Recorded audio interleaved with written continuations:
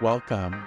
Your art is a spell, and it will change your life and the world around you.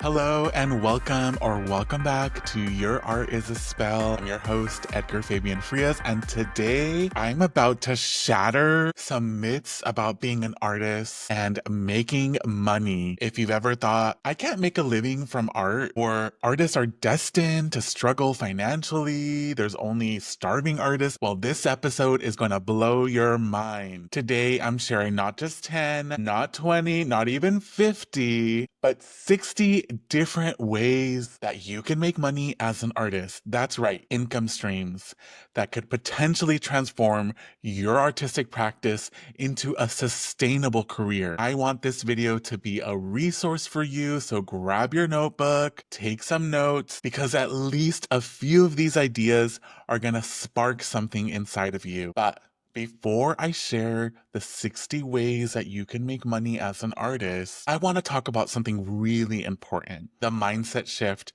that has to happen when you transition from being an employee to being an artist. I want to emphasize that this list is not meant to overwhelm you. It's meant to inspire you and help you find the couple of avenues that resonate most with you as you're trying to make some money. You do not need to do all 60 of these things. That would be physically impossible. Find the ones that light you up and focus on them. Here's the truth. Being an artist means you're not just only creating art. That is definitely the fantasy. When I first started wanting to become an artist, I thought I would spend most of my time in the studio playing around with paints and fabrics. But when you're an artist, you're playing multiple roles. Yes, you're an artist, but you're also a manager, a promoter, a marketer, and a business owner. It's crucial to recognize these different hats that you'll wear and to know when it makes sense to either hire someone or to take some time to invest in yourself and learn about a new field of study or practice. One of the biggest lessons I've learned early on as a working artist was the importance of decoupling the connection between time and money. This is essential for two reasons. First, as an artist, you're no longer working in the traditional hourly way. You might do a lot of work for free initially, and you'll likely have a lot more time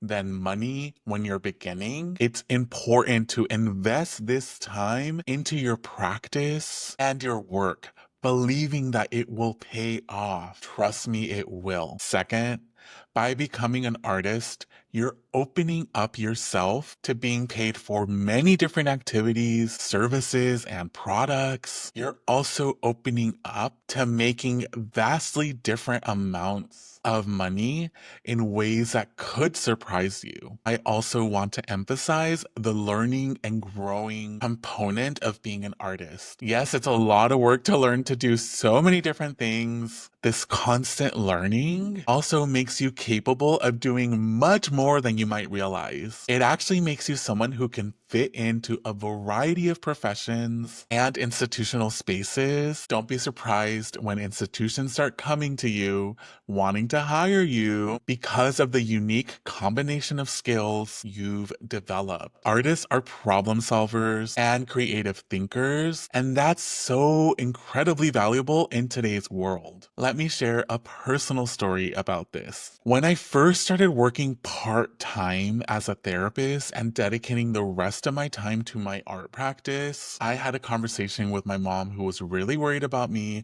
for not having a full-time job. And I remember saying to her, yes, mom, I could go to work today and make like $250, maybe $300 today. Or alternatively, I can use that same day to apply to a couple of grant, exhibition, or residency opportunities that could potentially make me $20,000 for that same day's work. What's wild is that just a couple of months after me saying this to my mom, I was awarded a 2-year artist residency in Tulsa, Oklahoma with an annual stipend of, you guessed it, $20,000 plus housing, plus a studio, and transportation was all covered. Needless to say, my mom learned to believe me after that experience. So without further ado, let's get into the 60 ways that you can make money as an artist starting today. Okay, the first one we're going to start with is teaching and education.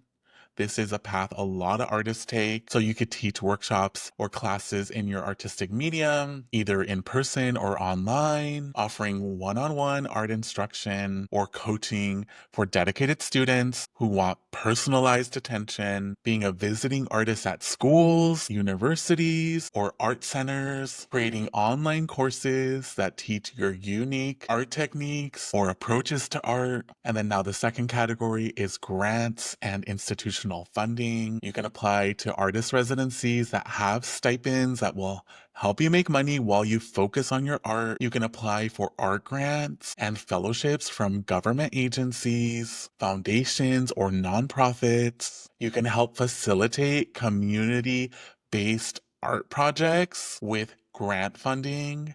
This is something, if you're in Los Angeles, there's a lot of money for this kind of work. You can work as an artist in residence at businesses, hospitals, or community organizations. And now we're going to move to traditional art sales. So, of course, creating and selling your work as an artist through a gallery. That's a big way that a lot of artists make money. Selling art directly through your website or at art fairs, creating commissioned artworks for people who specifically want something from you, selling prints of your original works at various price points for greater accessibility. And now we're moving to digital and new media. You could create and sell digital art as NFTs in online marketplaces. You can license your art for commercial use on products or in media. You can create content for places like here, like on YouTube or through podcasts,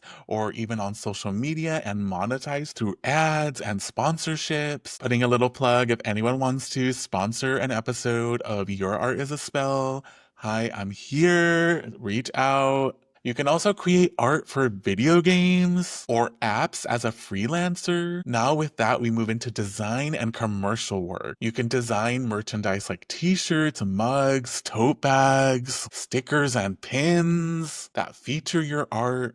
You can illustrate books or create book covers for publishers or self-publishing authors. You can create album artwork for musicians and bands. You can design logos or branding for businesses that want to stand out with a unique aesthetic. So now we're going to move to performance and speaking opportunities. So you can do paid performances of your art, whether it's dance, spoken word, music, or performance art. And you could busk on the street, performing music on the street, doing something weird on the street. People love to give out money to folks who are on the street entertaining. You can speak on panels about your art practice. I've definitely been paid many times for doing that work. You could also host artist residencies. You can create a space for other artists to focus on their own craft. And now we're moving on to writing and publishing. You can write or publish books about your artistic techniques,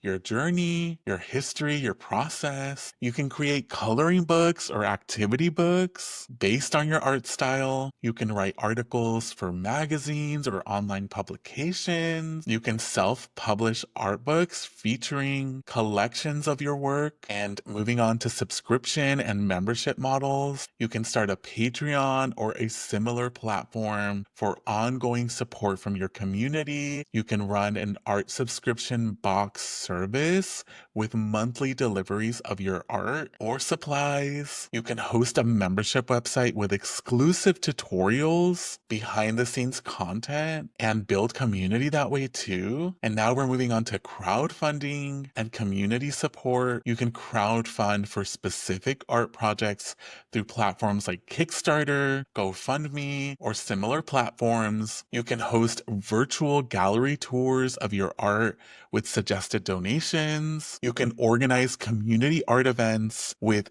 tickets that you sell or participation fees for artists if you're providing the space and maybe curatorial support. And now we're moving on to art services. You can offer photography services for other artists or for people's events. You can offer documentation for exhibitions, for galleries, for artists. You can work as an art curator at a gallery, in a business, or for a special exhibition. You can offer art consultation for collectors or interior designers looking to purchase art, or you can support emerging artists who are wanting to become more established. So then we're moving on to specialized artistic services. You can create custom murals for homes, businesses, or public spaces. You can offer art experiences for people or for groups. You can create custom tattoo designs for clients or for tattoo artists or shops. You can design fabric patterns for commercial use, for fashion houses, or for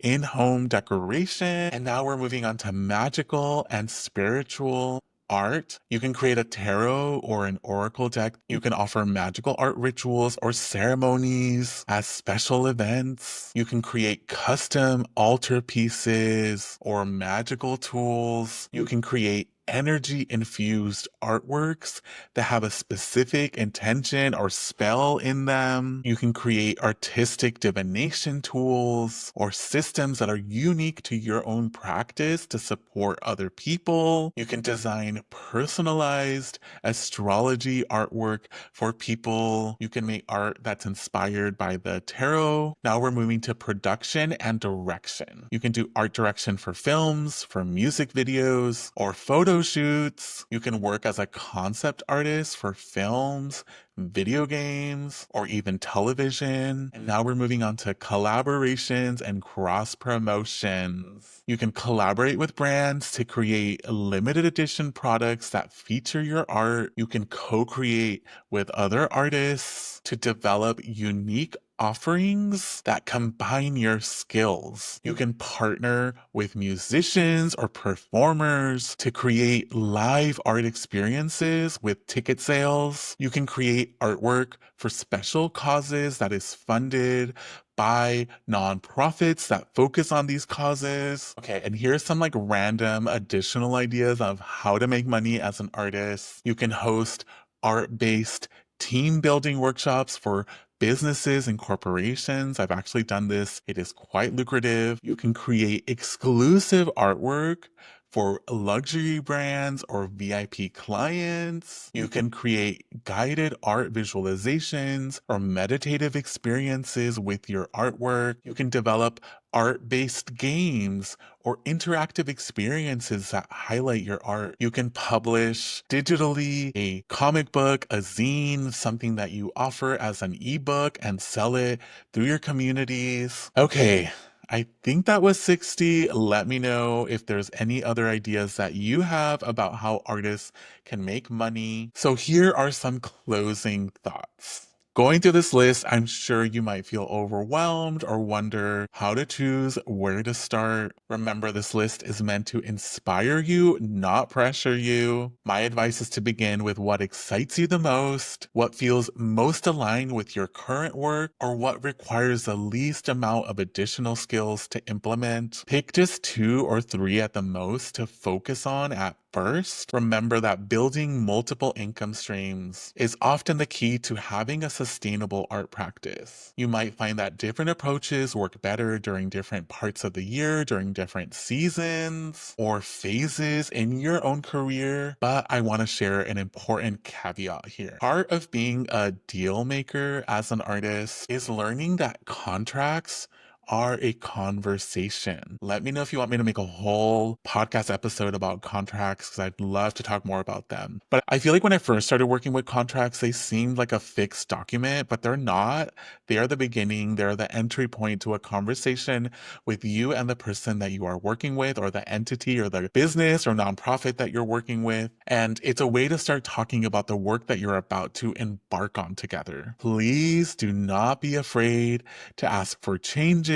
Make sure that you are protecting yourself and that you also are protecting your intellectual property and that you feel good about the way you are being treated in exchange for your work. I learned this the hard way. There was a project I was super excited about early on in my career. It seemed prestigious and like a really great opportunity, but the contract that they sent me had terms in it that did not protect my work and did not compensate me fairly. When I asked for changes, they were very resistant and acted like I should just be grateful for receiving the opportunity. I was so eager to take the opportunity that I almost signed it anyway, but something just did not feel right. I ultimately let the opportunity go, which was painful and difficult at the time, but I learned over time it's better to let go of a project or a contract where it either doesn't feel good or the other people don't want to budge than to continue to go deeper into relationship with someone who doesn't value or understand your needs. Trust me on this one. The right opportunities will come along where people will respect your boundaries and your needs as a professional. The beauty of being an artist is that the possibilities are literally endless. Your creative skills can translate into so many different forms of value that people are willing to pay for. And here's one last thought. Sometimes the most lucrative opportunities come from the most unexpected places or from a combination of these different approaches or ideas. Stay open, stay curious, and most importantly, continue to develop your own unique artistic voice. That's ultimately what will draw people to your work and will also set you apart from all the other artists working out there. Next week, we'll be talking with Eva Aguila, who is an incredible multimedia artist, the founder of the Coaxial Arts Foundation in downtown Los Angeles, and also the next artist to begin solo exhibition at the Vincent Price Art Museum in East LA. Until then, remember that your art is a spell and it will change your life and the world around you. Thank you for listening to Your Art is a Spell. If you've enjoyed this episode, please rate, review, and share it with other creative souls who might benefit.